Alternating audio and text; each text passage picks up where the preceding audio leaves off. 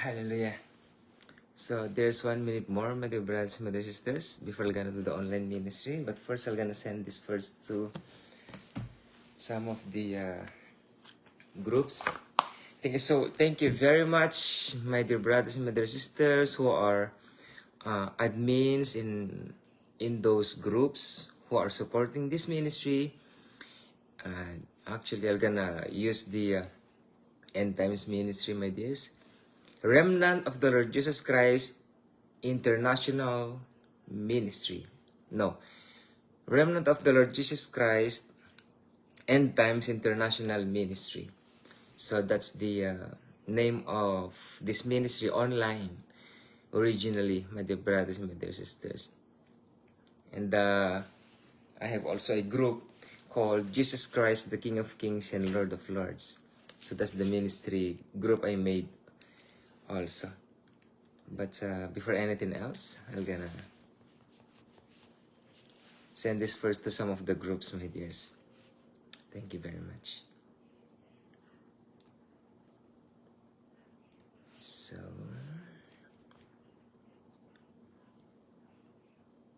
here we go.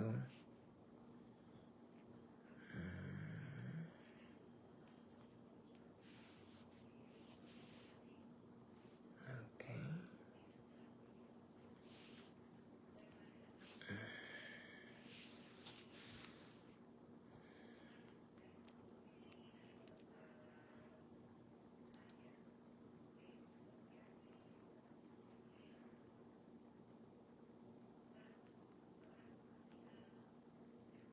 While I'm doing this, my dears, you can able to send this to your friends because there's a very important message tonight, my dear brothers and my dear sisters. You're gonna love it and you will be surprised, and it is shocking, but it is the word of God, so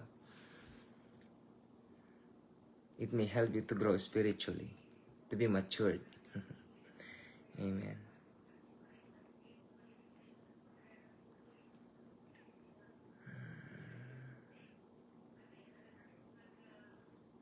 Alright.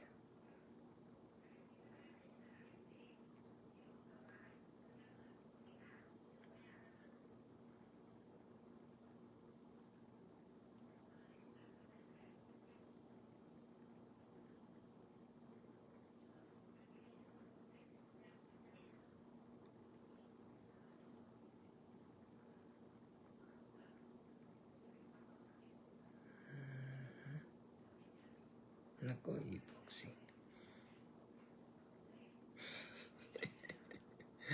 Oh no. I sent it to our own group. I sent it to a business group. Oh my. Well, they can remove it anyways.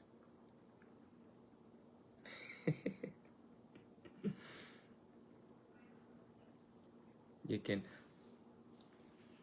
Your account is restricted for 6 days.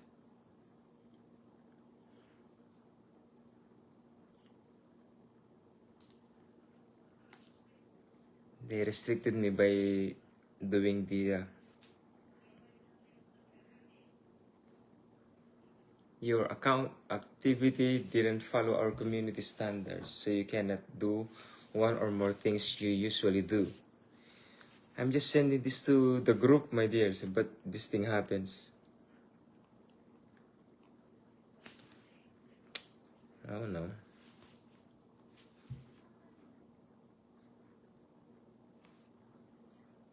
Oh no. This is how Facebook control our ministry. They always do. They always do, my dears. They always do. They always do. Ever since. You know, there are pending. There are a lot of things in Facebook that really this Facebook supports different kinds of activities except for the name of the Lord Jesus Christ. That's how they do. Where's my group? Your group?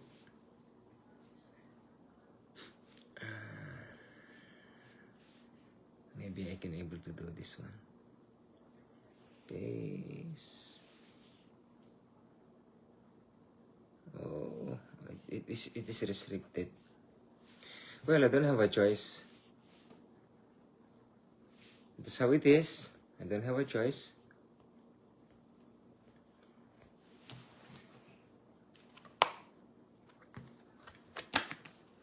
So, Shabbat Shalom, my dear brothers, my dear sisters. So, it's the online ministry again. 12 o'clock midnight ever since. God gave me this ministry ever since, my dears. When I work in a warehouse, I'm very tired. You know, I'm sleepy. That's why my eyes just look like I just woke up. Just woke up, my dears. I slept only just like 1 hour tonight so far. And Shabbat Shalom, my dears. So this is the Sabbath day which the Lord Jesus Christ had made. God the Father, God the Son, and God the Holy Spirit for this ministry, my dear brothers, my dear sisters, for the remnant's sake especially, and to those who are willing to grow spiritually and to be matured, my dears. And here I am. Many of the people I talk with, they cannot watch the full message of this ministry, my dears. But it's not for me to decide how should I stop, my dears, because every time I do the ministry, I can feel in my spirit that it is done. It is done. So that's how it is. But if I am sharing the ministry in the Philippines, in every church that I went with, I preach with, I teach with, my dears, just like at least maximum 1 hour. That's it. But in the online ministry, I don't know why I cannot stop for 1 hour.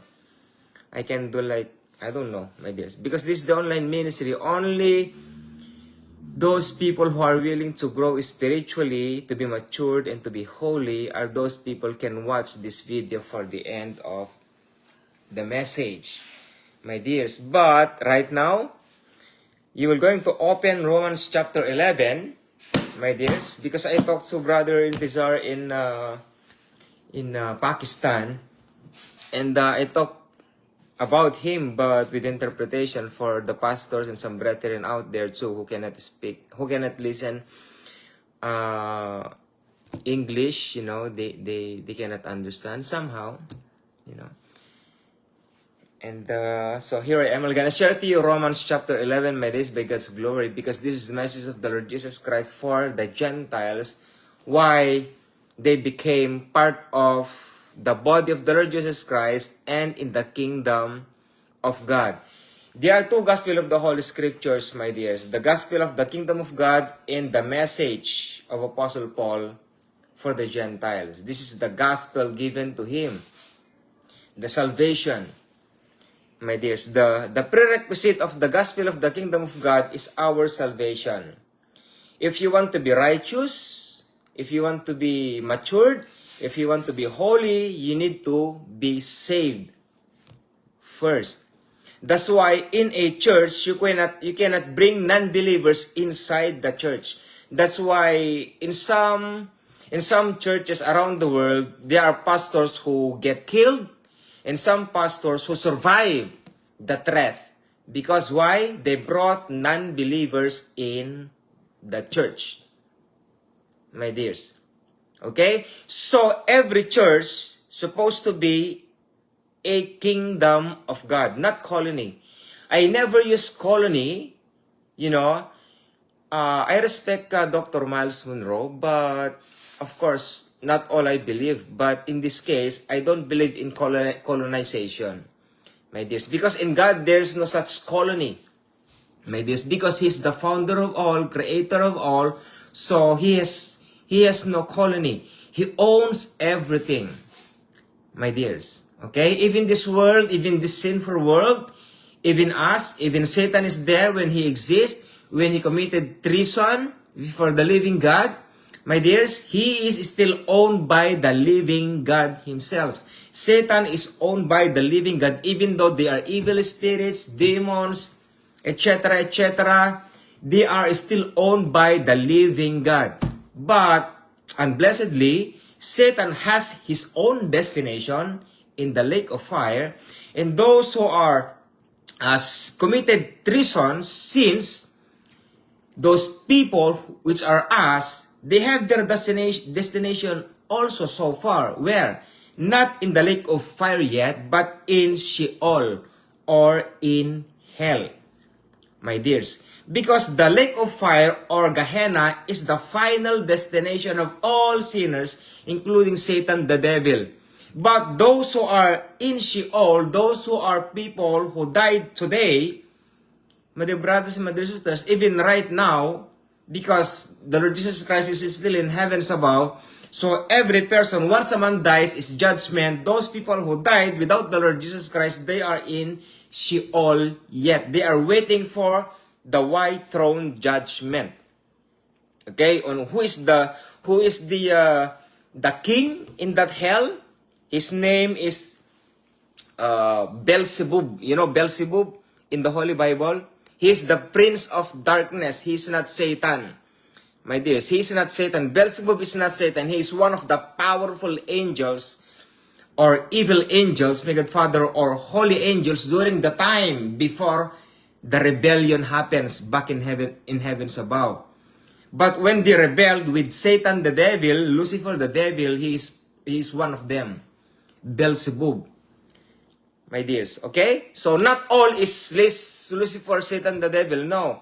There are also some of the powerful holy angels who committed treason in the time of the rebellion in heavens above. Okay? Satan is not just only the cherub archangels. There are some archangels too during his time. My dears, 1/3 of the angels, my dears, think about it. If they are 1 billion of, if there are 1 billion, I'm just doing the math. If there are 1 billion in heavens above holy angels, what is 1/3 of 1 billion, my dears? So you need to compute it. So that's only 1 billion, but how many angels which God created? Billions, my dears. Billions of holy angels, including Lucifer the devil. So 1/3 of that billions of holy angels rebelled against God. They became devils and evil spirits, my dears. So that's who they are. So everything was created by God himself. That's why there's no such colony. There's no such colony, my dears. I'm just removing that one because in the kingdom of God, there is no colonization. My dears, how can God colonize his own creation? How can God colonize his own world? The earth is the lowest part of heavens. Shamayim, heavens, plural. My dear, Shamayim. Alright? So, in heavens above, there are many realms, many heavens. Not just 1, 2, 3 heavens. My dear, which Apostle Paul had mentioned. In extra biblical book, there are 10th heavens in heavens above. That's why when the Lord Jesus Christ says to Nicodemus, if I have told you earthly things is the lowest part of heavens. If I have told you the earthly things, the lowest part of heavens, how shall you believe of heavenly things? My dears, this is just earth, part of the solar system. But we have universes, we have Milky Ways, we have realm of heavens, name it, realm of heavens, galaxies, universes, or name it, my dear brothers and my dear sisters, nebulas, everything, name it, my dear brothers and my dear sisters. So that's who God is. That's why in this ministry, you cannot hear about colonization, my dears. God never colonized his people. God owned us, my dears, even Satan himself. My dears, Satan is a fallen angel. Why? What is meant by fallen angels? He rebelled against God. How about those people who sinned against God? They'll go to the hell. My dears. Okay, do you understand that? So, that is a shocking truth, but it's the truth, my dears. So, let us open Romans chapter 11. I don't want to talk too much because some of our brethren here who are listening, they can only contain at least 1 hour of the ministry, but I'm gonna do to concise it, my dears, as long as I can. But if you really want to grow, you need to finish this. If you really want to learn the true gospel of the Lord Jesus Christ, you need to finish this teachings, my dears, because Romans chapter 11 is so important to the Gentiles, my dears. So, in Romans chapter 11, you can able to find out the two gospel. The two gospel of the kingdom of God and the gospel of salvation given to Apostle Paul to the Gentiles. There are two kingdoms. They are the kingdom of Judah and the kingdom of Israel. The nature of the kingdom of Judah and the kingdom of Israel in the Old Testament says like this: Judah is my sanctuary. Judah is my sanctuary.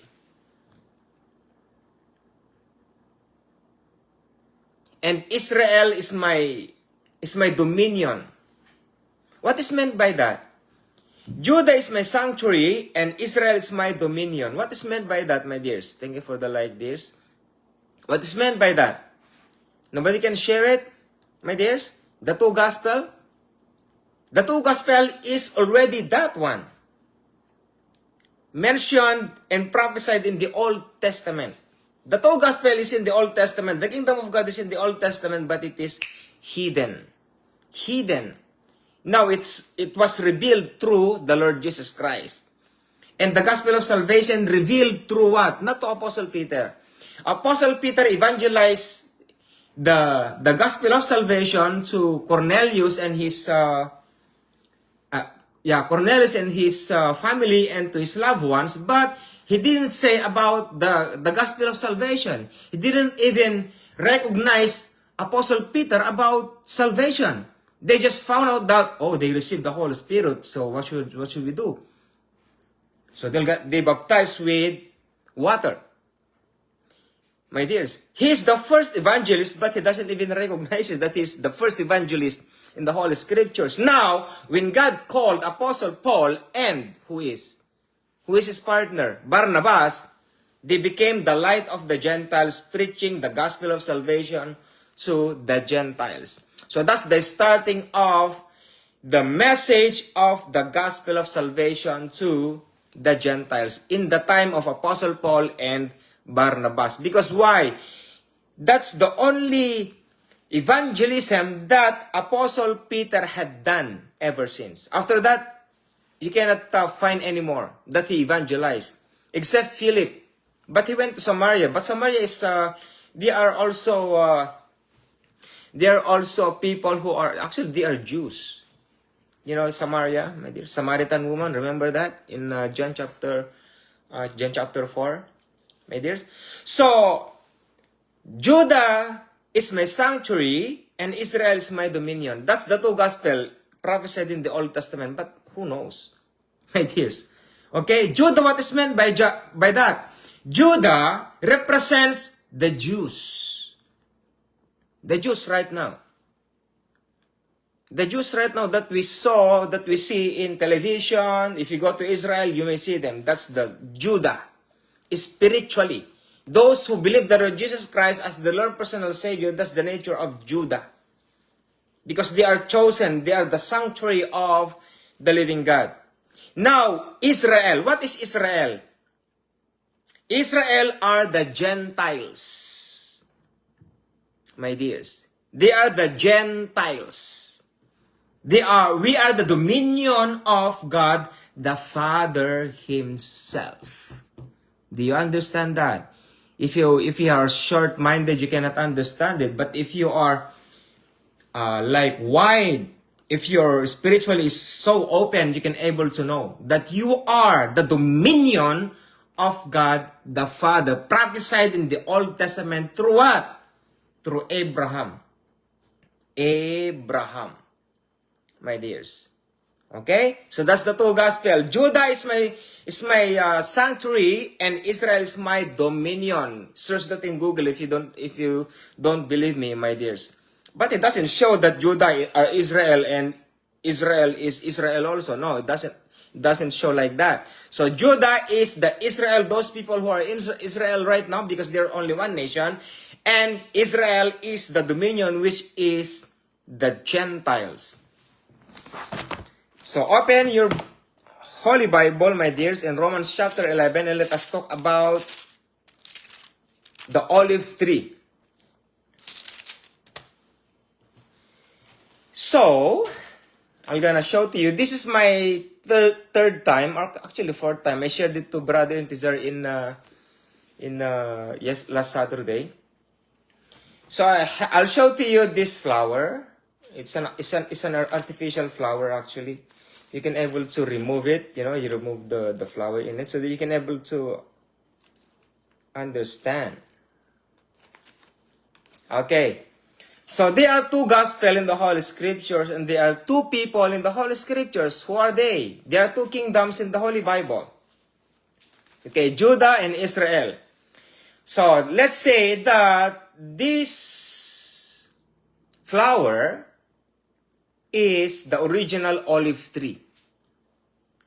Alright, this is the original olive tree. And this flower or flowers is the wild olive tree together. They are the same. They are just this different color. So that you can able to recognize the two, my dears. Okay? So listen very carefully, and you need to pray earnestly, because this is your foundation why you are a Christian first. Many of you, or many in this world, are still Christians. What is means by Christians? They are living in the religions. Many lives in the religions. They just grow like, they are dwarf. You know dwarf? They are not growing, but they are growing sideways, not that way.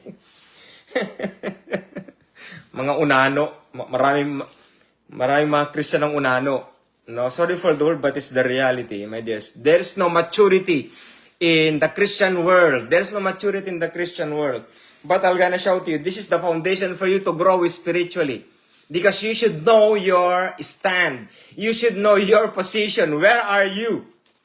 Where are you? Are you the original olive tree or the wild olive tree? Of course, you are the wild olive tree. But let us see the mystery of the wild olive tree connected to the original olive tree in the prophesied in the life of Father Abraham by faith, that he became the father of many nations. Not all nations, not the whole world, but many nations. Many. Okay? But we're going to change the nations, that Abraham will be the father of many people of the living God. So the question is, are you one of the many of the people of the living God? My dears, I'm going to say deeply, those people of the living God are those people who are going to heaven. But because not all Christians, not all people of the living God, which we knew through theologies, will go to heavens above. No, no, no. Salvation can be lost.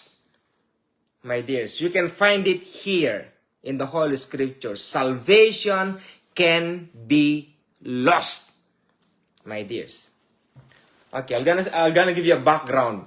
Why salvation can be lost? Teaching in the two gospel, my gospel. Because there are two gospel. Some pastors will say salvation cannot be lost. That's true in the other side of it. But salvation can be lost in the other side also. So where are you? Where are you? Are you in the side that salvation cannot be lost? Cannot be removed? Saved, always saved? Okay, let's take that one. And do you believe that salvation can be lost? I can explain it in two explanations. Where salvation came from. And what is salvation? Salvation is a free gift. So it is a gift. It is a gift, my dears. I'll give you an example. Don't be a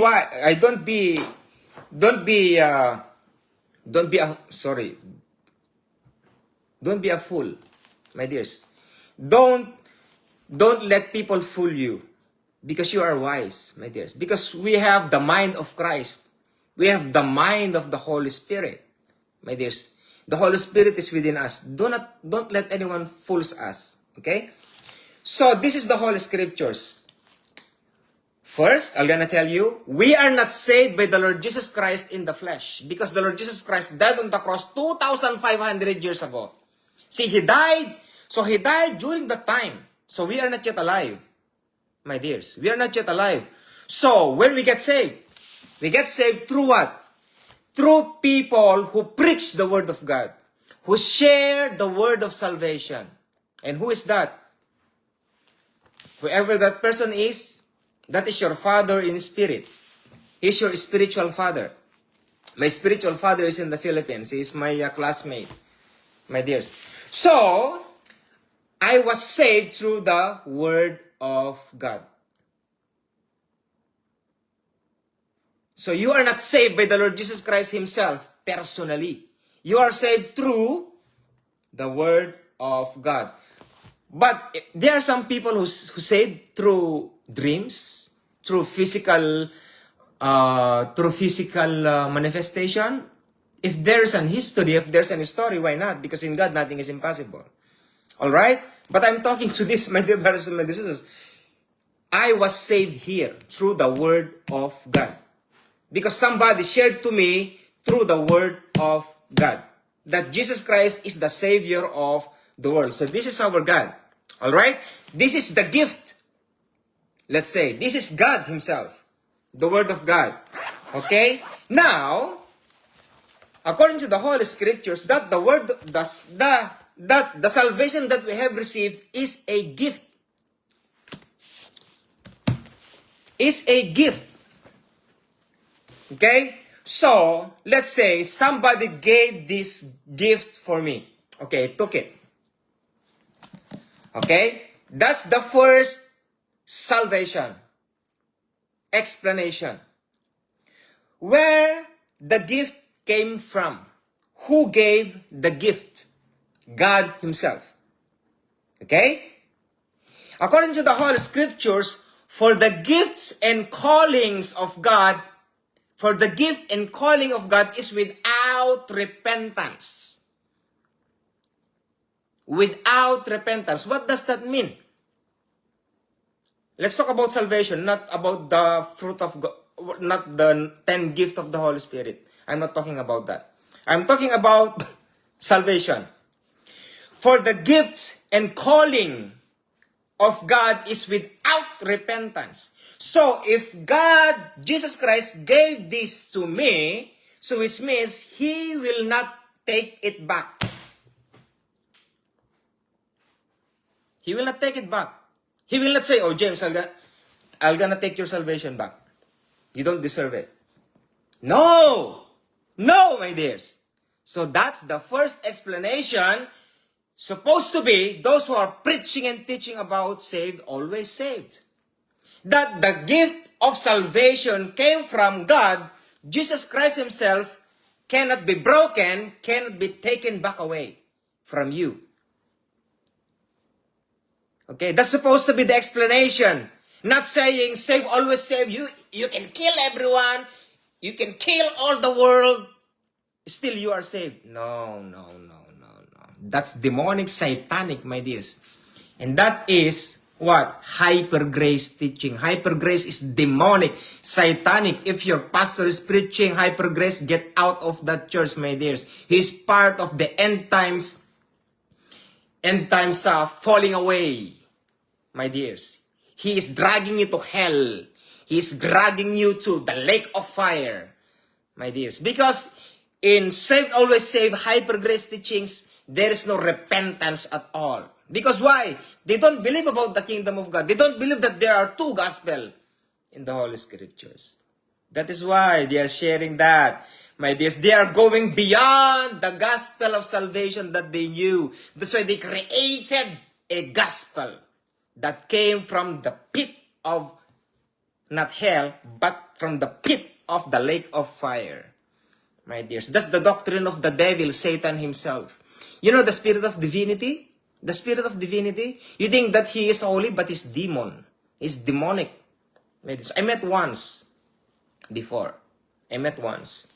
If you talk to them, they look like holy. I'm telling you, they look like holy. But their aura, you know, their aura is demonic, my dears. When I talk to him, he's so demonic. And after that, he never came back in that church. He never came back. I put him to shame, my dears. So, that's the first explanation about receiving salvation. Okay, that's one of the proof, my dears, that salvation comes from God, cannot be broken, cannot be taken away from you. If I give you the eternal life, I will not say, I'm gonna get it back. You don't deserve it. No, God is not like that. So that's the salvation. Once God gave us eternal life, one gives us pardon, He forgave us because we repented upon Him. We asked for forgiveness under His name, under His authority, under His power, and He became our Lord and personal Savior. So He gave us eternal life, salvation. So this is now my salvation. Now, why salvation can be lost? If somebody gave you a gift, my question is, where is the gift now?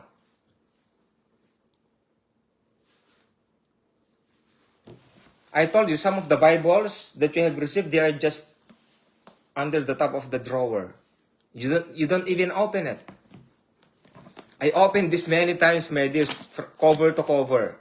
I opened this many times. I fixed this already, my dears. I fixed this already.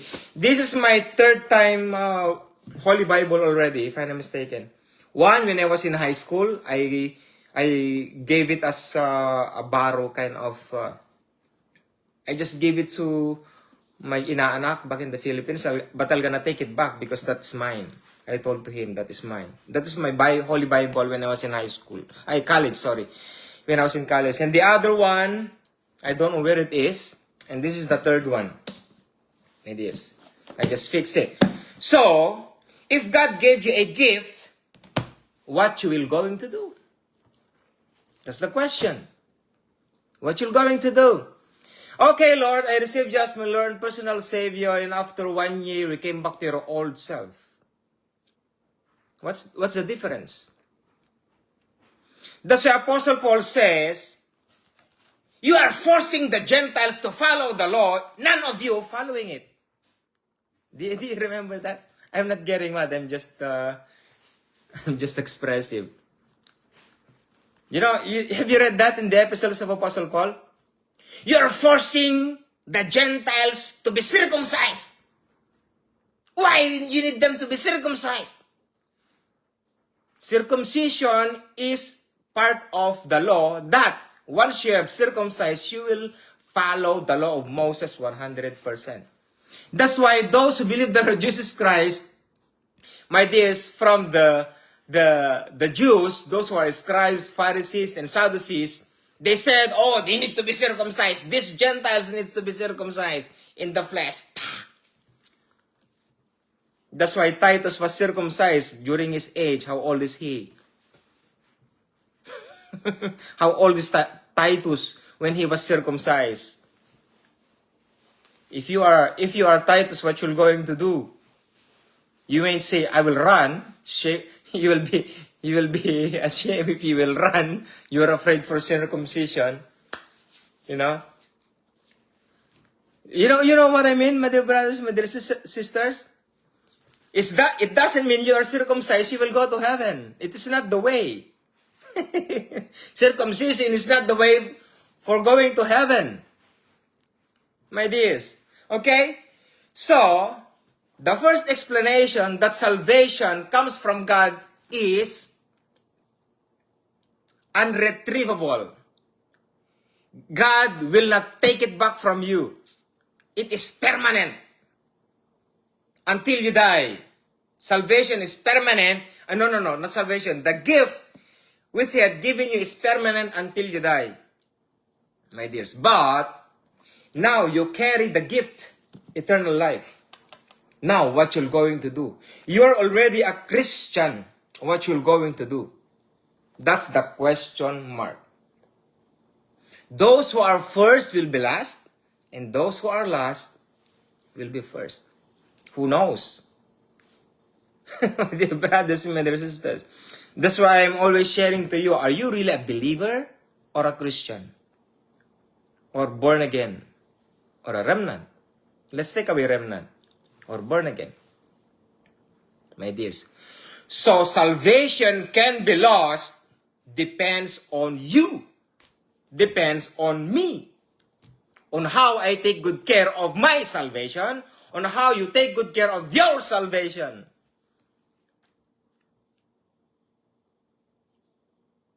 That's why my always question is, how are you in your faith? How are you? I'm talking as a minister in this online ministry. How are you? How is your spiritual life, my dear brothers and my dear sisters? Is still sinning the same as the old times? Is still a gossiper? Is still a gossiper? That's why there are two gospels in the Holy Scriptures. And salvation can be lost. Not by God, because it's a free gift, by you. Because no sinners enters into the kingdom of God. He didn't say all sinners can enter into the grace of God for them to be saved in the times of judgment. No. What is written in Matthew chapter 24? And this gospel of the kingdom shall be preached to all the world, and then the end comes. He did not say, and this gospel of salvation be preaching to all the world, and then the end comes. Because the gospel of salvation is a call. Is a call. It's a trumpet spiritually. Totototot, totot. If you believe to the torotot, if you believe with that sounds, you will listen. But not all will listen. And not all Christians are in the kingdom of God. Because even though they have the Holy Spirit, they are grieving the Holy Spirit. Even though they have the Holy Spirit, they put the Holy Spirit into shame. Why? Through lifestyle. They said they are Christians, but they are still living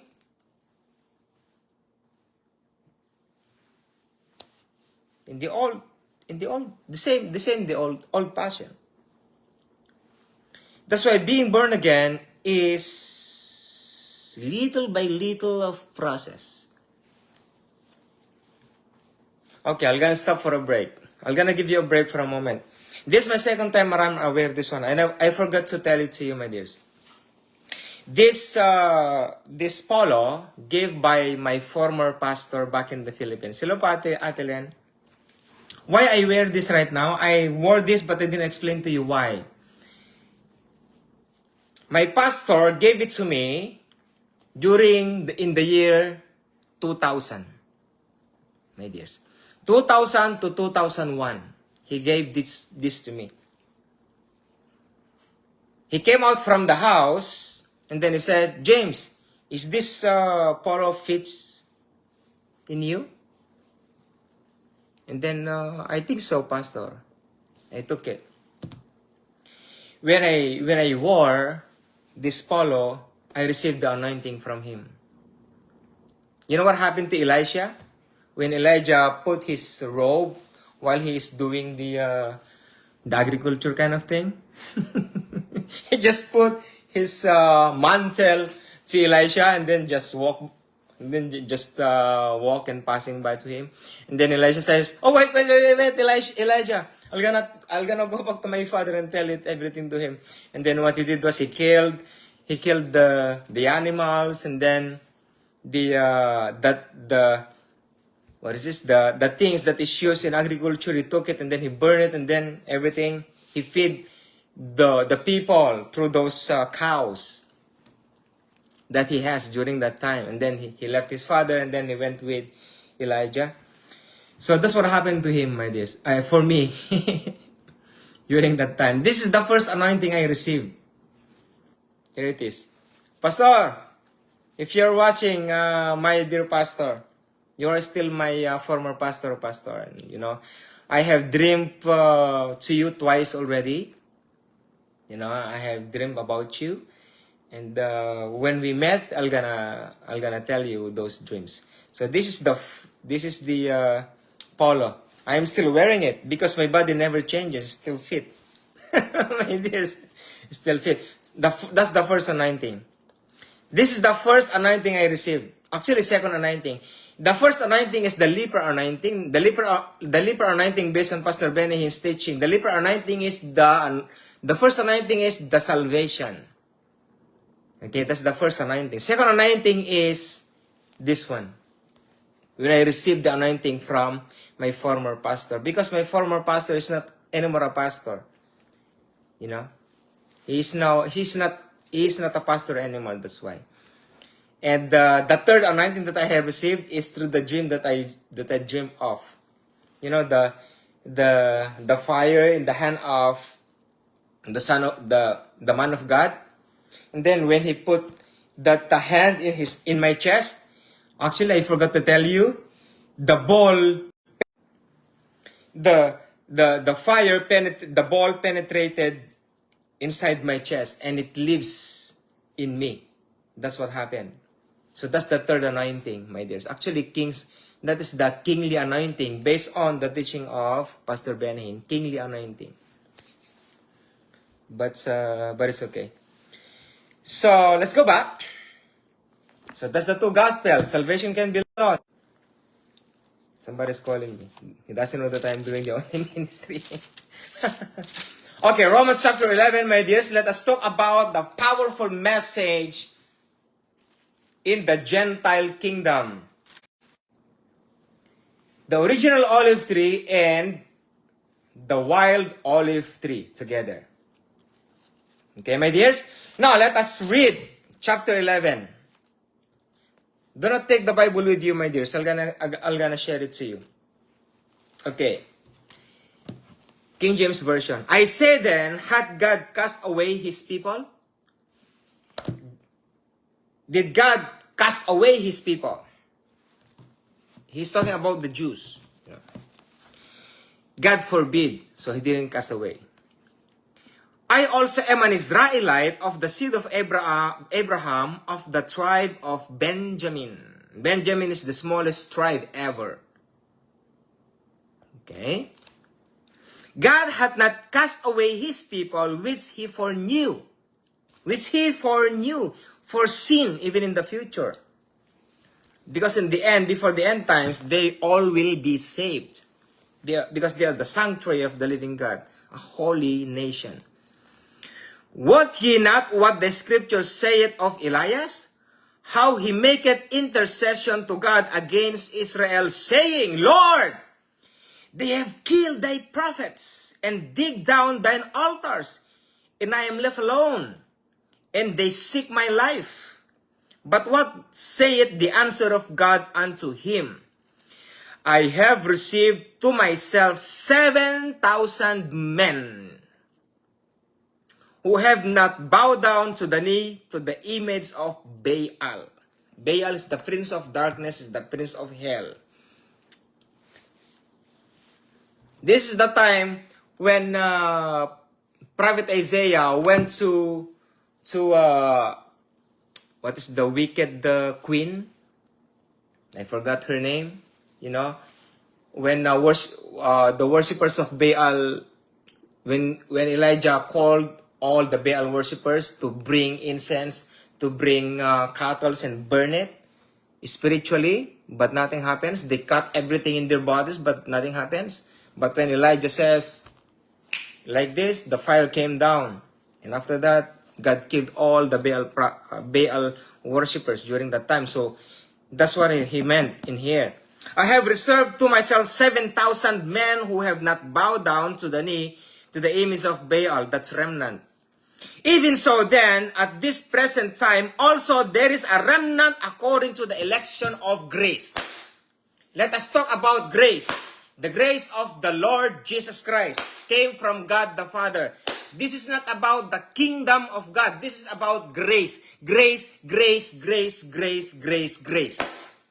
It's not about kingdom of God. Let's talk about grace, my dears. Your salvation, my salvation as a Gentile. Okay? And if by grace, then it is no more of works. Otherwise, grace is no more grace. Grace is not by works. Grace is a free gift. That's why it is not by works. That's what it meant. Okay, it is by grace, not of works, so that nobody can boast. And if by grace, then it is no more works. Otherwise, grace is no more grace. But if it be of works, then it is no more grace. But if salvation can do by works of the law, then the Lord Jesus Christ is useless. Because we can choose either believing the Lord Jesus Christ, living in righteousness, maturity, and holiness, or to the 10 Commandments.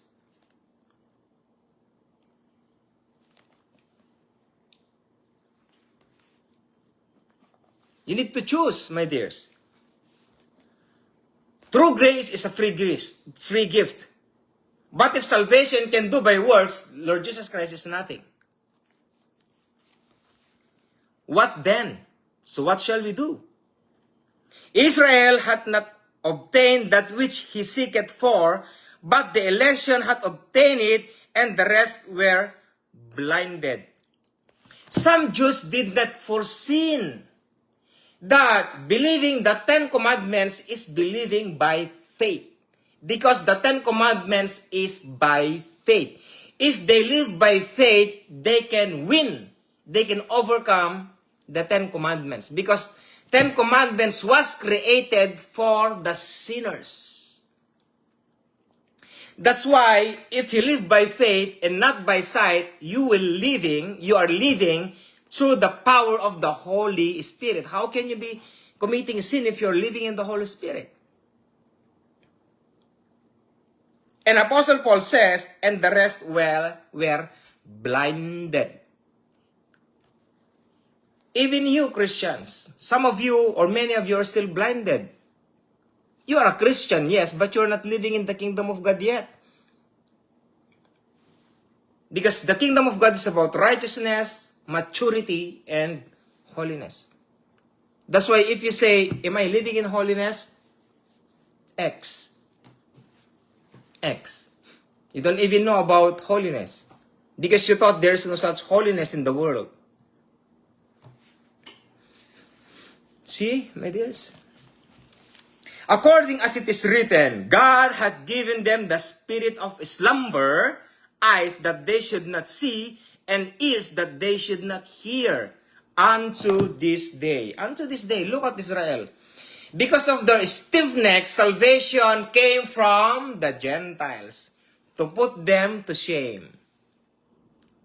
To put them to shame, my dears. Because in heavens above, many are Gentiles, few are Israelites. Many. Okay, let's continue. Verse 9. And David saith, let their table be made a snare, and a trap, and a stumbling block, and a recompense unto them. Let their eyes be darkened, that they may not see, and bow down their back always. So that's the prophecy to them. We don't care about the prophecy given to them. What we care about is the prophecy given to us Gentiles. Okay, especially, maharlika. Maharlika, maharlikang Pilipinas ng Diyos na buhay. You need to open your eyes, maharlikang Pilipinas. You have a very huge ministry in the end times, Philippines. For 40 or 60 years from now. Verse 11. I say then, have they stumbled that they should fall? No, that's not the reason. That's not the reason why. God forbid. But rather, through their fall, salvation is come unto the Gentiles, for to provoke them to jealousy. That's why we need to be thankful, because they are stiff-necked. They don't believe that Jesus Christ is their King. They don't believe that the King already came, that the Son of God already came 2,500 years ago. And because of that, they don't believe salvation came to the Gentiles. So here we are, saved by grace, through faith, and not by our works. It is a free gift. If they have the law of Moses, we have the law of the Holy Spirit. It's nice to hear, right? That's what they believe, the law. We are the children of Abraham. We are not bondage to sin.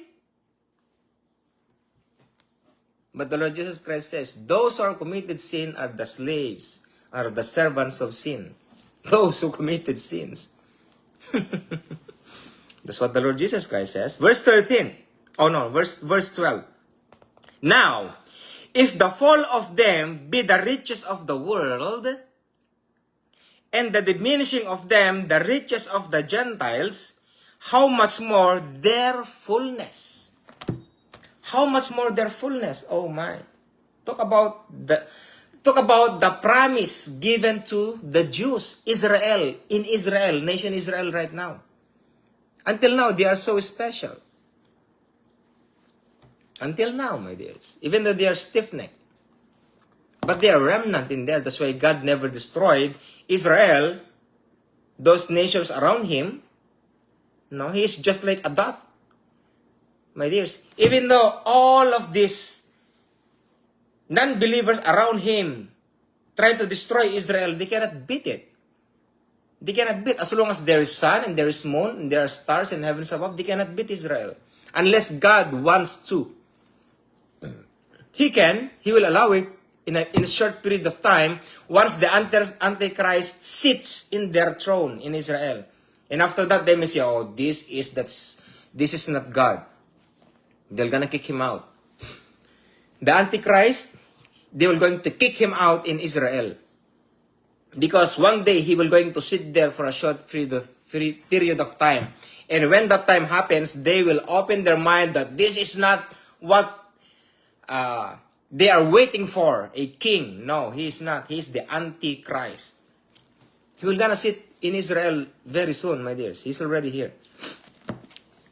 Let's not talk about that. Okay, verse 13. For I speak to you, Gentiles, inasmuch as I am the apostle of the Gentiles, I magnify mine office. Because he is the only apostle of the Gentiles, nothing else. Not me, not anyone else. My dears. But in the gospel of the kingdom of God, anyone can be an apostle. Anyone. Because in the gospel of the kingdom of God, there is a discipleship. In the gospel of salvation, there is no discipleship. Nothing. How can you grow in your salvation if you just believe? Because receiving salvation is just believe. Believe in the Lord and you will be saved. You and your household. Stop. That's it. That is salvation. Once you receive salvation through the Lord Jesus Christ, it is done. You received it already. You cannot go beyond it. You cannot go beyond. What you're gonna receive more after salvation? The gospel of the kingdom of God. You need to learn on how to grow spiritually through the gospel of the kingdom of God, not through the gospel of salvation. You will not grow to the gospel of salvation. You cannot grow to the one gospel which we heard around the world. You cannot grow. They are making you like this. I am telling you, yes. That's why until now, how is your spiritual life until now? How old are you in your spiritual relationship to the Lord Jesus Christ? 20 years, 30 years, 40 years? How old are you now?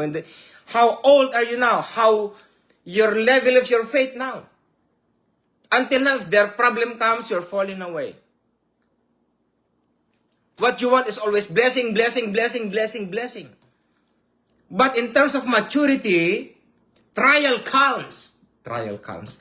Trial comes to test your faith. What is faith? Word of God. And what is Word of God? Holy Spirit. It's tough. You think faith is just faith. Okay, I have faith, Lord. That's it. Faith never grows without the Word of God.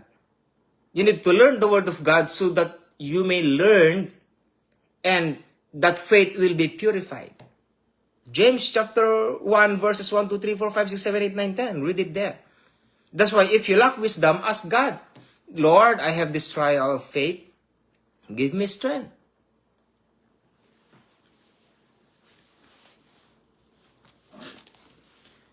A lot of keys in the Holy Scriptures. A lot of keys. In the kingdom of God, there are many keys. One key gave to Apostle Peter. If you unlock something in heaven, will be unlocked here on earth. But anything that you lock here on earth will be closed in heaven. That is the only key given to Apostle Peter. But they are many keys in the kingdom of God. And you must have the keys.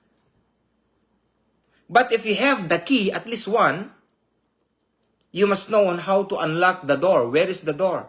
If they are keys, they are padlocks. Where those padlocks can be seen.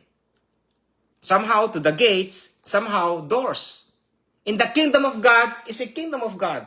How can you go to the kingdom of God without the key? How can you enter if the door is closed? How can you enter if the gate is open? You must have the key. Who's teaching you that? Nothing. Because why? You just received salvation. You receive salvation outside the kingdom, and yet when you are in the kingdom of God, you are still learning salvation. That's why until now, you're drinking milk. You're drinking milk like, si Kwan, sa Pilipinas, yung may malaking, pangalan nito? Bonjing, there's a Bonjing. In the Philippines, they knew that. Bonjing. Go to Google, go to YouTube. Filipino Bonjing. He is a big guy, but he's still drinking milk. His milk is like big, man. There's like 10 liters of milk. He's wearing it.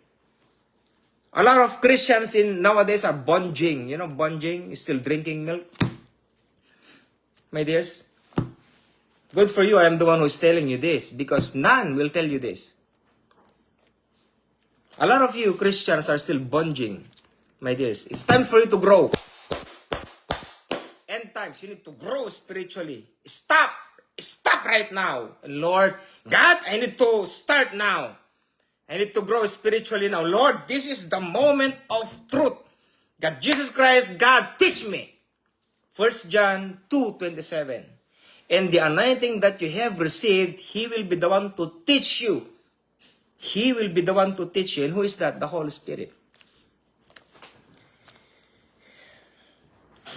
Okay. I'm not mad, my dears. I'm just passionate. I'm so passionate. Okay. Verse 13. For I speak to you, Gentiles, inasmuch as I am the apostle of the Gentiles, I magnify mine office. If by any means I may provoke to emulation them which are my flesh, and might save some of them. Apostle Paul says, I became a Gentile to save some of them. And somehow I became a Jew, somehow to save some of them. Win some of them, he says. That's why the nature of Apostle Paul is, he is a Jew and also a Roman. He is a Roman. He has a blood as a Roman, a Gentile. Two bloodlines. A Jew, his mother is a Jew, but his father is a Gentile. In Cilicia. He was born in Cilicia, in Rome. Okay, verse 16. For if the first fruit be holy, so let's go. Tantararan. Okay, so this is now the original olive tree. Listen very carefully. This is now the topic of this ministry, my dears. Listen very carefully and let the Holy Spirit lead you. Let the Holy Spirit comfort you. Let the Holy Spirit minister in you. And let the Holy Spirit gives you wisdom, knowledge, and understanding through this message that He will going to teach you right now based on the Holy Scriptures, my dears. Okay? First, you must know where you are. Are you the original olive, let's say tree, or the wild olive tree? Let's see. For if the first fruit be holy, the lump is also holy. So everything is holy. And if the root be holy, so are the branches. So are the branches. So let us think that this one is a tree. A one tree, okay? Just imagine it. You can do imagination. You are more than a kid. My dears, you are more than a kid. You are matured enough to recognize the difference between the olive tree or this kind of stuff. All right. Verse 17. And if some of the branches be broken off, and thou, being a wild olive tree, wert grafted in among them, and with them partakest of the root and fatness of the olive tree. So in one verse, in 17, Romans chapter 11, verse 17, he mentioned the two gospel already. He mentioned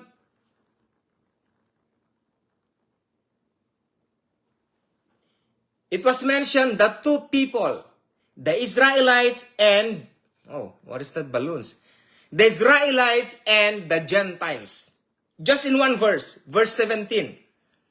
And if some of the branches be broken off, and thou, being a wild olive tree, wert grafted in among them, and with them partakest of the root and fatness of the olive tree.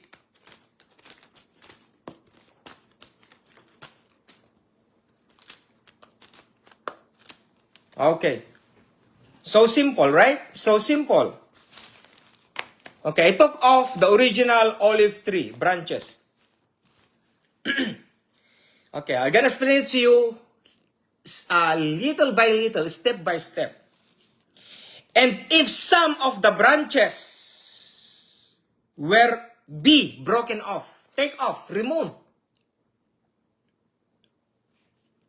and thou, being a wild olive tree, wert grafted in among them. What is meant by grafting? There are three kinds of, I don't know, I forgot, procedures or something. Grafted, marketing, and pruning.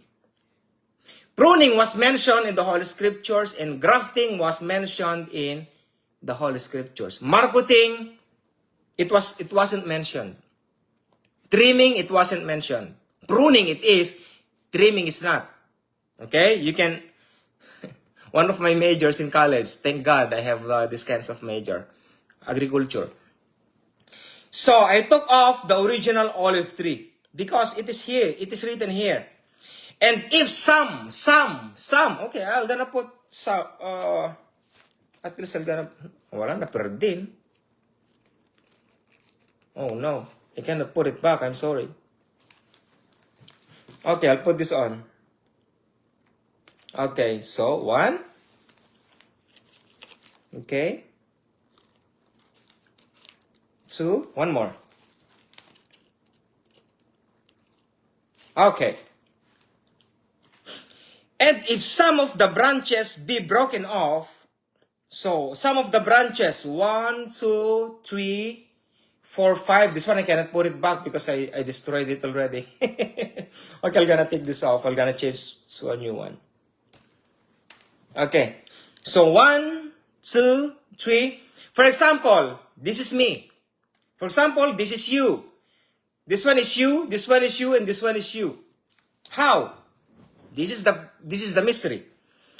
And if some of the branches be broken off, if some of the original branches was broken off, why, what is meant by broken off? They are fallen away. They have committed sins. They forgot about God. You know what happened in the Old Testament? That's what happened there. If they committed sin, God will punish them.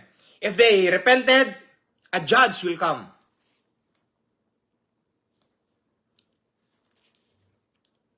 Okay. And thou, and you, he says, and you being a wild olive tree, here we go, wild olive tree. The original olive tree, some branches was broken off, was removed, and this wild olive tree, let's find it out, and thou being a wild olive tree, wert grafted in among them. I'll take this off and put a wild olive tree in here. So simple illustration, right? So simple. Clear that you think it is. It is so clear. Just one verse, my dears. Just one verse. I'll take it off for a minute to make it sure, because some of you are lazy. Once you watch this, you are not watching it again. Let's take it off. I'm gonna repeat it again. And if some of the branches were broken off, being a wild olive tree, and thou being a wild olive tree, wert grafted in among them, he says. And grafted in among them. Let's say this is me. And this is you. Here. No, let's see. This is you here. Pero di mana? Wow! See? So this is the original olive tree. Let's say tree. Okay, maging piloso po dyan, okay? There's the olive tree, and these are the wild olive branch or branches. Let's say it. Okay? I'm teaching wrong here if there are babies who are watching, children are watching. That's just not a tree. That is not a branch. I'm talking to you, my dears. Okay? So they became one. Tantararan! One. Slati lobing nga basik karayta. And if some of the branches be broken off, and thou being a wild olive tree, wert grafted in among them, and with them partakest of the root and the fatness of the olive tree. So once you believe the Lord Jesus Christ as your Lord personal Savior, every promise in the Holy Scriptures was given to you already. So why you are still poor? Why you are still poor? Because no pastors is teaching you about the gospel of the kingdom of God.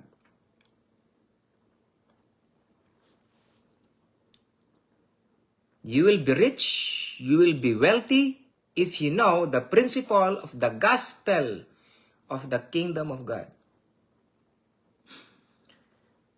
So who among your pastors out there around the world preaching and teaching the gospel of the kingdom of God, so that you may be wealthy in the spirit, grows in your inner man, so that when the blessing comes, you can able to handle it.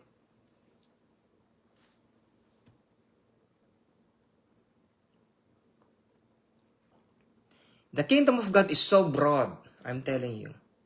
It is so broad. It's eternal. It is the eternal gospel mentioned in the book of Revelation. The angel carried the eternal gospel. What is that gospel? The kingdom of God. Nothing more, nothing else.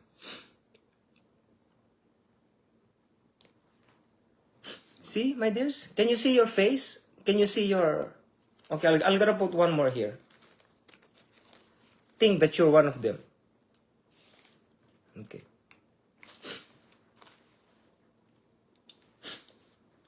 So, if a Gentile grafted into the original olive tree, all the fatness, every nutrients that comes from the tree are yours. So, every promise given to the Old Testament was given to you, Gentiles. Because why? You became part of the original olive tree. So simple.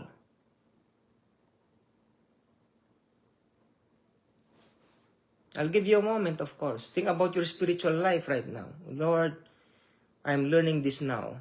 God, teach me. I'd like to grow in your kingdom. I'd like to be spiritually matured. I want to be holy like you. Apostle Paul mentioned that many times, but your pastors doesn't preach it. Because why? He is unholy. That's it. He is unholy. How can he preach holiness if he is not holy?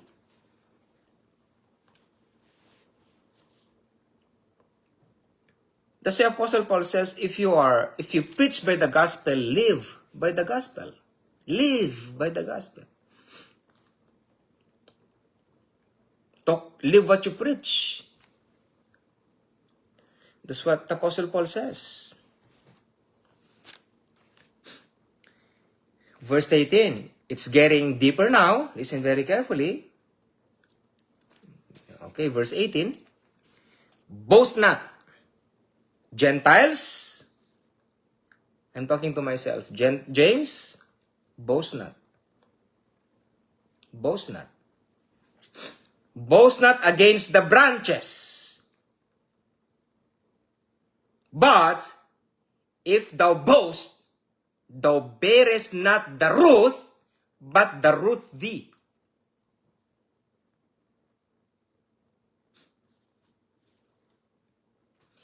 If a Christian committed sin, all will be affected. Fault of one, fault of all. You know what happened in the Philippines? The kapa. Nakapa-kapa.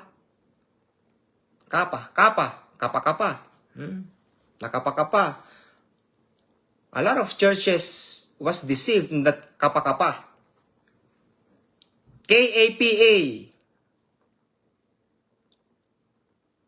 That's why some of the Christians who called themselves born again came back to their old stuff. Because why? They followed... Bahala kayo. That is your life. You followed the devil, so who will be blamed? My dears, you cannot blame Satan. Satan is just watching over you. Satan is just giving you thought. Give money, you can win. Give money, billions, millions, give money. And then what happened? He took all your money away. I don't know if he's still alive. I think he's dead already. The founder of Kapa-Kapa. The founder of Kapa back in the Philippines.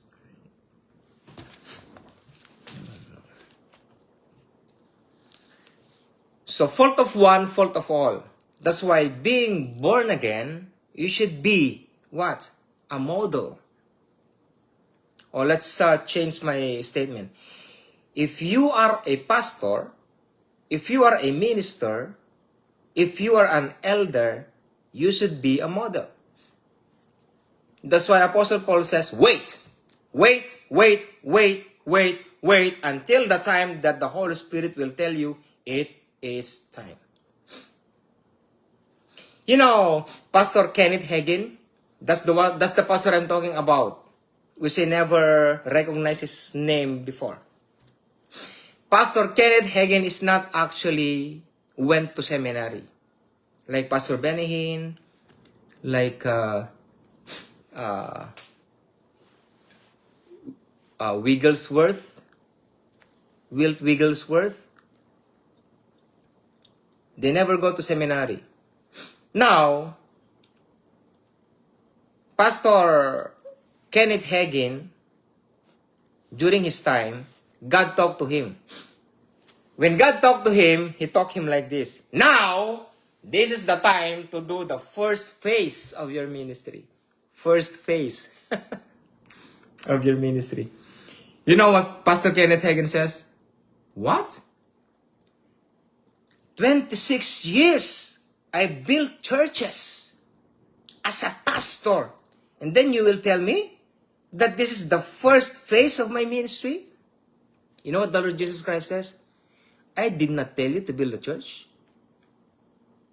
I did not tell you to be a pastor, to pastor those churches. You did that by yourself, not mine. So meaning, some pastors doing that for their own reasons. So watch out. By their fruits you shall know them. Some pastors are trying hard. Some pastors, I'm not putting them down, I'm just cleaning it up. Some pastors are trying hard. Those real pastors have compassion, have passion and compassion to the people of the living God. Even though they will not eat, it's okay for them. Only few of them, my dears. They are not driven by, by money. They are not driven by that. They need money, but through faith. If you give them, praise the Lord. If you don't give them, who cares? God will feed them in extraordinary kind of work. I talk a lot already for 1 hour, but I'm not yet finished, my dears. Stay focused and watch still. Verse 19. Thou wilt say then, the branches were broken off that I might be grafted in. I'm gonna go back to verse 18. Boast not against the branches, but if thou boast, thou bearest not the root, but the root thee. Thou wilt say then, the branches were broken off that I might be grafted in. So, this is the original olive tree, my dears, and then you are grafted in from the original olive tree as a wild olive tree. In verse 20, you will be surprised. You will be shocked. In verse 19 first, thou wilt say then, the branches were broken off. You might say, oh, the Israelites doesn't believe the Lord Jesus Christ, so they are broken off, that I might be grafted in. Good for you. But, verse 20, you will be shocked. Well, because of unbelief, they were broken off. Because of unbelief. That's why the Lord Jesus Christ was crucified on the cross. Because they don't believe Him. Crucify Him! Crucify Him! Good for them, He was crucified. Or else we will not receive eternal life. We will not receive the grace of God. Well, because of unbelief, they were broken off. And thou standest by faith, be not high-minded, but fear. Why? Verse 21. For if God spared not the natural branches, if God spared not the natural branches, He doesn't care. Once you committed sin, you committed sin. He doesn't care. If God spared not the natural branches, take heed lest He also spare not thee. Who cares? Who are you? That's what it meant. Who are you? That's what it meant, sorry. Who are you, Gentile, anyways? You're a bastard. You're a dog. That's what the Holy Scripture says. You know, the Rehoboam woman. You remember that, my dears? For if God spare not the natural branches, be not high-minded but fear. For if God spare not the natural branches, take heed lest He also spare not thee. You know what I mean, my dears? This is the kingdom of God, not grace. Grace is a free gift. In the kingdom of God, you need to live as it is. What the Holy Scripture says, say yes, say yes. If you say no, no. Because you are living in a kingdom. King. In the grace of God, you are living to a Savior. Unfortunately. Why unfortunately? The Lord Jesus Christ, if you're going to talk to Him, He doesn't want to be crucified. That's why the Lord Jesus Christ says, take this cup away from me. But not my will be done, my Father. Your will be done. I don't have a choice. Obedience is you don't like. Because if you like, it's not obedience. There is no such obedience in it. If you obey, means you don't like it. Nagugos na pinggan nga rod, gitubing, di na pa'y kaya. Nagsimple na. Nagugos na pinggan. Problema kata mo lang yun. So, look. For if God spare not the natural branches, take heed lest He also spare not thee. Let's put it back. Let us put it back. Okay. Take heed, He says. Be wise as serpent and harmless as doves.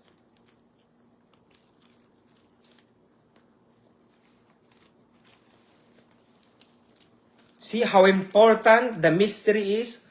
How important for us to receive salvation, my dears? There are more out there, but I did not pull it out. Next time, I'm gonna pull them out so that you may believe. Anyway, Apostle Paul says that. He spoke that many times in his epistles, in different times. For if God spare not the natural branches, take heed, be careful, lest He also spare not thee. This is a tree of sin. We are non-believers. We don't know about God. We don't know about God. We don't know about the Lord Jesus Christ. We don't know about Holy Spirit. But when people preach the gospel of salvation to us, excuse me, oh no, excuse me, there's a virus in here? I don't know. We believe the Lord Jesus Christ. Now, when we believe the Lord Jesus Christ, we are grafted in to the original olive tree. So we are now wild olive tree connected to the original olive tree. If God spare not the original olive tree, take heed lest you will be removed. God will spare not thee. So you need to be fear. You need to be wise. You need to be sober. We need to maintain our salvation. Salvation means when we believe the Lord Jesus Christ, our heart is clean. We have a new life. We need to preserve it. That's why Apostle Paul says, I finished the race, I kept the faith. Verse 22, behold, therefore, the goodness and severity of God on them which fell severity, but toward you, Gentiles, goodness, if thou continue in His goodness. If you grafted to the original olive tree, you should be good until you get old. In other words, you need to maintain your relationship to the Lord Jesus Christ. You need to maintain your being clean. You need to maintain your purity.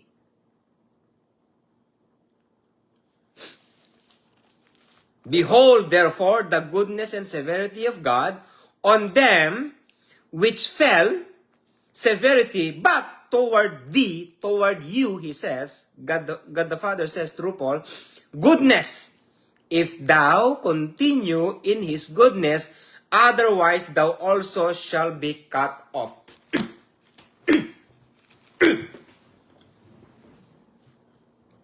That's why you cannot boast. Salvation can be lost. It's so simple.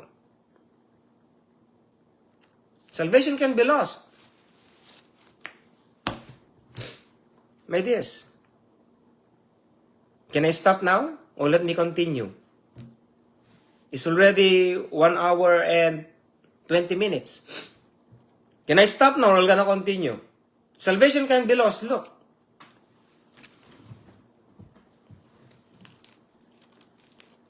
If you don't understand this illustration, you can watch it again. I'm telling you, this is only the ministry who's telling you the true gospel. This is only the ministry. Around the world. None. Am I boasting here? I'm boasting my God, Jesus Christ, who created the true gospel here in the Holy Scriptures so that we may be opened,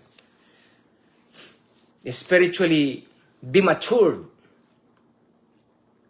So simple. It is so simple. For if God spare not the natural branches, take heed lest he also spare not thee. So you need to be good. You need to maintain your salvation. You need to maintain your holiness, your soberness, your God-seeking heart. God-seeking heart. Behold, therefore, the goodness and severity of God on them which fell, severity, but toward you, goodness, if you continue in his goodness, otherwise thou also shall be cut off. Salvation.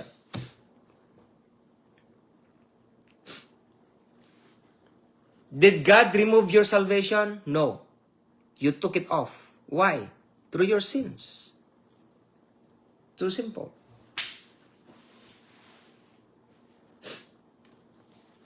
In this end times, falling away is coming. End times, falling away. So, many Christians are grafted in the original olive tree right now. Many Christians. Assuming, many Christians. But in times of tribulation, many will fall away. Will be cut off. Not by God himself, but you. Because no sinners can enter into the kingdom of God. No murderers, revelers, no backbiters, no haters of God, no rapists, no drug addicts, no alcoholic can enter into the kingdom of God. Because God is holy.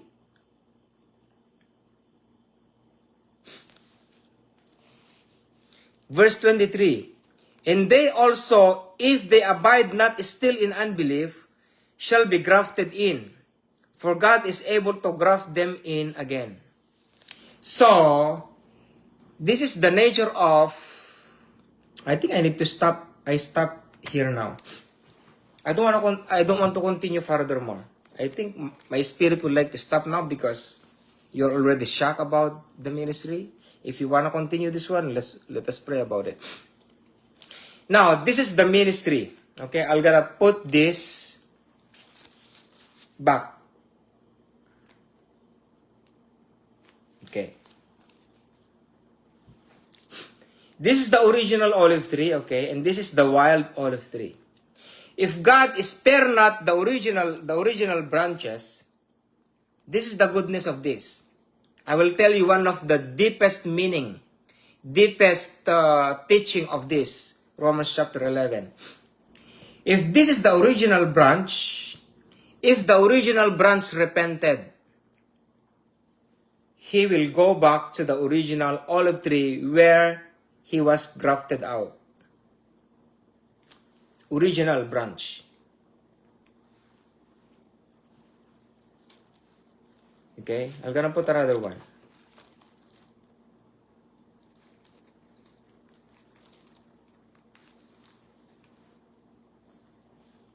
Now, listen very carefully. The difference between the Gentiles and the Jews are this. Once the Jews came back to God, they will come back so easily.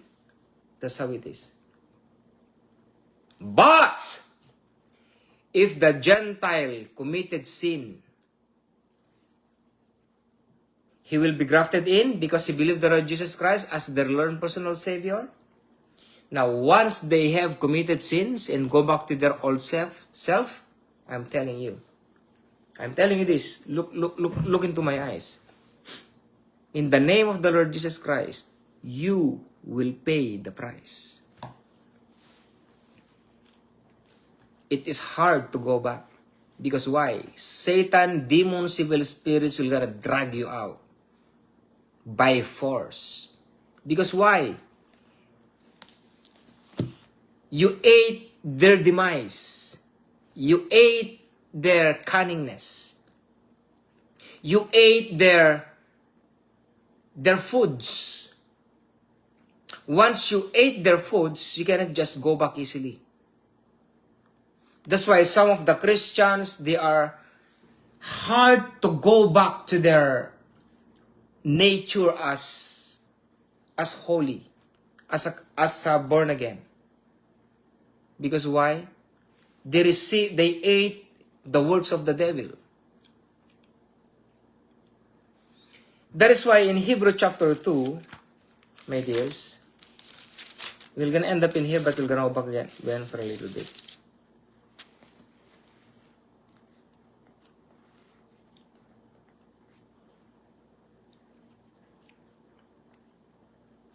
They put the Lord Jesus Christ afresh, he says.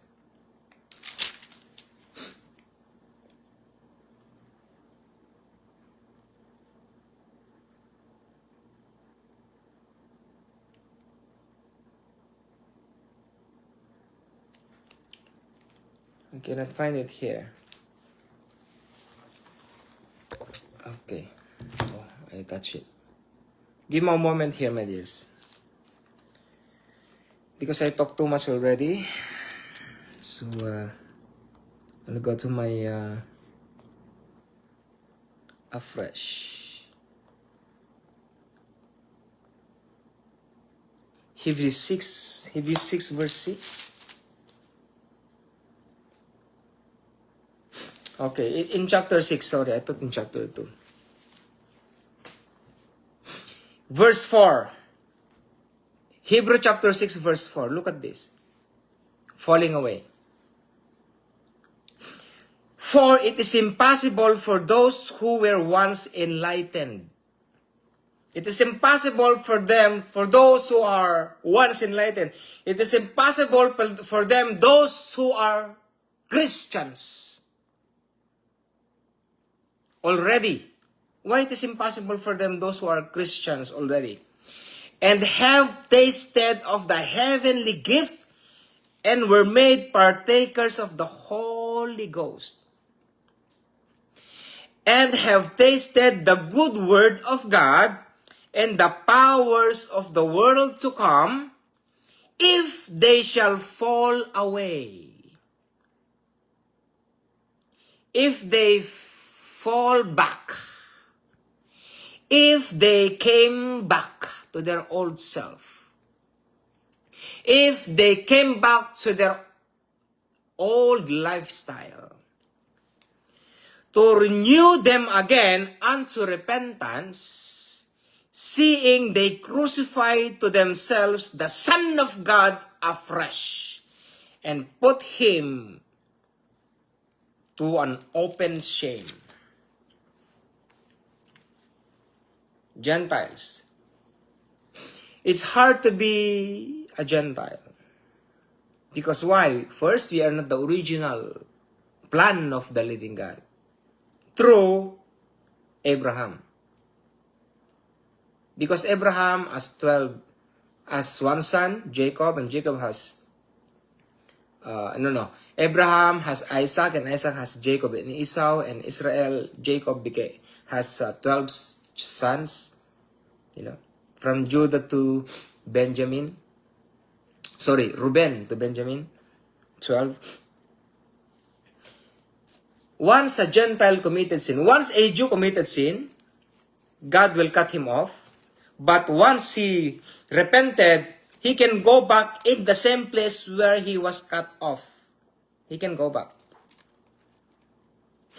But if a Gentile committed sin and it was cut off, where he can bring it back? Where?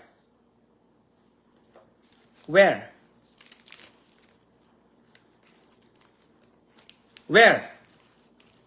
How can Gentile go back? Where? It was taken here because of falling away, because this one doesn't believe to the Lord Jesus Christ. And then because of you believe to the Lord Jesus Christ, you grafted into this branch. Now, because you are so stiff-necked and you say, save, always save, okay, God hates you because you believe that save, always save, the original olive tree will be brought back. How can you go back? How can you go back? You need to put the Lord Jesus Christ on the cross afresh. Bring the Lord Jesus Christ in an open shame. Is it hard to understand? It is hard to bear. To those ministers, pastors out there who are called Gentiles, once you have committed sin, your anointing will be lost. Anointing and gift are different to each other. Gifts, even though you have committed sins, doing sinful things, the gift is always there because the gifts and calling. If you are a pastor, you are a pastor. The gifts and calling of God is without repentance. In the end, you will suffer. If you live holy, you will go to heaven. If you don't live unto holiness, the gifts and calling is there, but once you die, you go to hell. That's how it meant. It says like this: once a Gentile became part of the ministry of the Lord Jesus Christ, do not ever commit sin. Why? The anointing will remove from you. How about the Jews? If the Jews was called to a ministry and once he committed sin, once he go back, the same anointing he has will be given to him still. Is there an example? Yes. Samson. Look at Samson. Samson committed sin, it is true. That's why when he gave his strength to Delilah, his hair was cut off. But when his hair became long again, his strength came back. Because they are the chosen people. A holy nation, a peculiar people. But we Gentiles, we are just bastards. We are just dogs. You are just dogs. Do not boast. That's why if we say that we are pastors, in the sight of God, if we are living in sin, God knows it. We cannot boast. That's why if you are really a pastor, you are really a pastor. But if you are not really a pastor, I'm telling you right now, get out. Or else you'll make it worse. Or maybe you're an evangelist. You're not really a pastor, you're an evangelist. You're not committing sin by telling about salvation to the church. You just know on how you position yourself.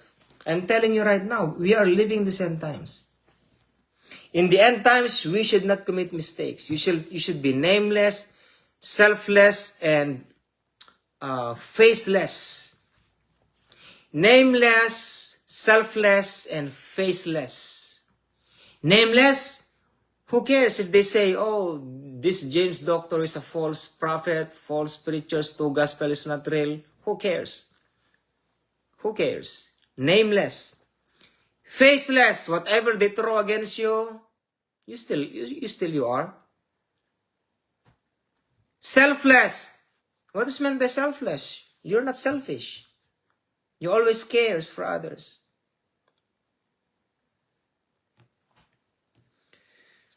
So that's the nature of the original olive tree and the wild olive tree. I will not continue, my dears. I will stop now.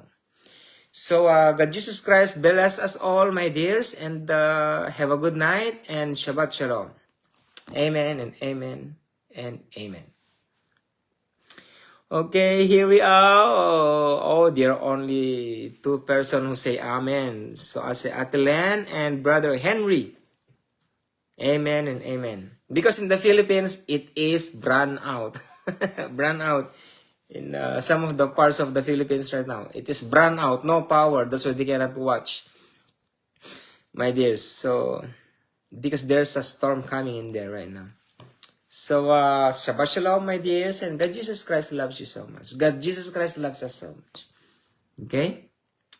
Amen and amen.